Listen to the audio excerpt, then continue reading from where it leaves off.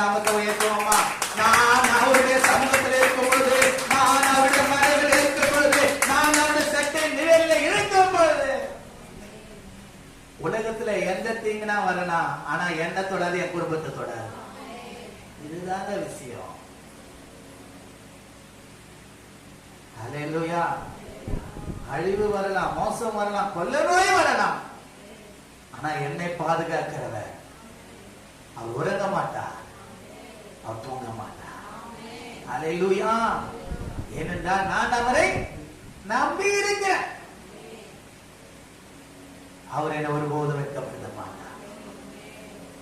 அந்த நாள் நம்ம என்ன பண்ணக்கூடாது?